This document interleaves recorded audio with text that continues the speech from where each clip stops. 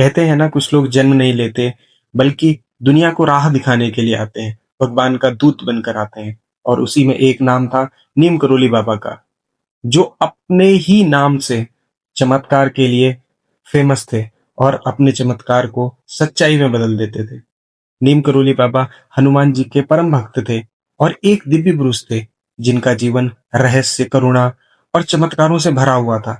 कहा जाता है कि वो बिना कुछ बोले, बिना कुछ सुने लोगों की बातों को समझ जाते थे और उनके कष्टों का निवारण भी कर देते थे। अगर चंद शब्दों में कहा जाए तो नीम करोली बाबा एक साधारण इंसान थे, लेकिन उनकी आत्मा असाधारण थी। बाबा जी का असली नाम लक्ष्मी नारायण शर्मा था और वो उत्तर प्रदेश के अकबरपुर के रहने वाले थे। 17 वर्ष की उम्र में उन्होंने अपना घर छोड़ दिया और हनुमान जी की भक्ति में पूरा जीवन समर्पित कर दिया। गुजरात के मोरबी में बाबा जी ने लंबे टाइम तक तपस्या की और वहां लोगों ने उन्हें तलैया बाबा के नाम से पुकारा। दोस्तों, बाबा जी जहां जहां जाते वहां लोगों का जीवन संवारते और कई लोगों के जीवन में प्रकाश लेके आते थे। बाबा जी ने कैची धाम की स्थापना की, जहां चमत्कार खुद जन्म लेकर आया। उत्तराखंड के भवाली के पास एक छोटी सी घाटी में, कहा जाता है, वहां हनुमान जी बैठा करते थे।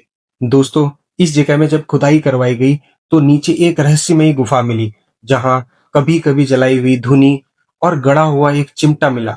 और यही जगह जाकर कैची धाम के नाम से फेमस हुई, जहां आज हजारों लाखों लोग दर्शन करने के लिए आते हैं। दोस्तों, बाबा जी के काफी किस्से बहुत चर्चित हैं, जिसमें से एक है उनके ट्रेन में बिना टिकट का सफर करना, जहां उन्हें एक दिन टीटी ने ट्रेन से उतार दिया, लेकिन जैसे ही वो ट्रेन से नीचे उतरे, ट्रेन 1 इंच भी आगे नहीं बढ़ी।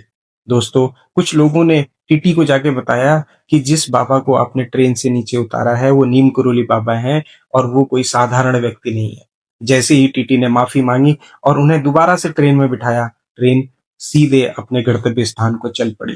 दोस्तों, इसी में दूसरा किस्सा है, जहां रिचर्ड अल्फर्ड, जो हार्वर्ड यूनिवर्सिटी के प्रोफेसर थे, वो भारत आए, बाबा जी से मिले और दीक्षा ली। बाबा जी ने उन्हें नया नाम दिया, रामदास। उन्होंने अपनी किताब मिरेकल ऑफ लव में एक अद्भुत घटना का जिक्र किया है, जहां उन्होंने बताया, जहां एक बुजुर्ग दंपति ने बाबा जी को अपने घर विश्राम का न्योता दिया।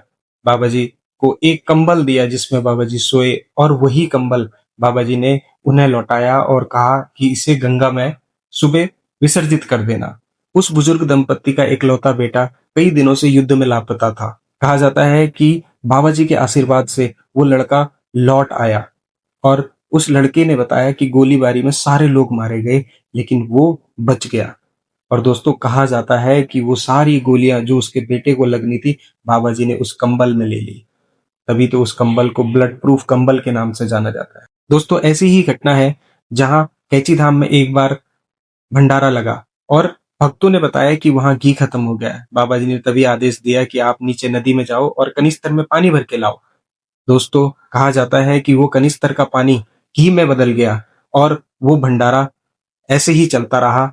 दोस्तों, वैसे तो बाबा जी की कई चर्चे हैं, कई कहानियां फेमस हैं, लेकिन इसमें एक और कहानी है जहां खारे पानी को बाबा जी ने मीठा कर दिया।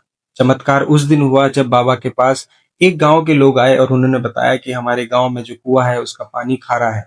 दोस्तों, बाबा जी ने सिर्फ इतना बोला कि जाओ, आज के बाद वो पानी मीठा है। दोस्तों, बाबा जी की ये बात सुन के लोगों ने पानी लिया और वो खारा पानी मीठा हो गया और वहीं सारे गांव की प्यास बुझना शुरू होगी। दोस्तों, कहा जाता है ना, जब आपके मन में श्रद्धा हो, आपके मन में भक्ति हो, तो भगवान भी आपका साथ देता है। ऐसा ही हुआ हनुमानगढ़ी मंदिर निर्माण में, जब बाबा जी चाहते थे कि मंदिर के निर्माण के बाद बारिश हो, ताकि मंदिर निर्माण का कार्य कार्यरत चलता रहे और टाइम से पूरा हो। दोस्तों, बाबा जी की भगवान जी ने सुनी, हनुमान जी ने सुनी और ये मंदिर बनने के बाद ही बारिश हुई। सोचिए, जब तक मंदिर नहीं बना तब तक वहां एक बूंद भी बारिश नहीं हुई। ऐसी ही एक और घटना है जहां भक्त बाबा जी के पास आए, पूजा की सामग्री लाए, लेकिन माचिस भूल गए। बाबा जी ने देखा कि भक्त के पास माचिस नहीं है, भक्त परेशान हो रहा है, तो बाबा जी ने अपने हाथ से उन दियों को टच किया और वो सारे दिए जल गए। दोस्तों, ऐसे ही अपने भक्तों के आंसुओं को पी जाते थे बाबा जी। दोस्तों, बाबा जी का नाम सिर्फ हिंदुस्तान में नहीं, सिर्फ भारत में नहीं, बल्कि विश्व में फेमस था और उनके भक्त देश के हर कोने में थे।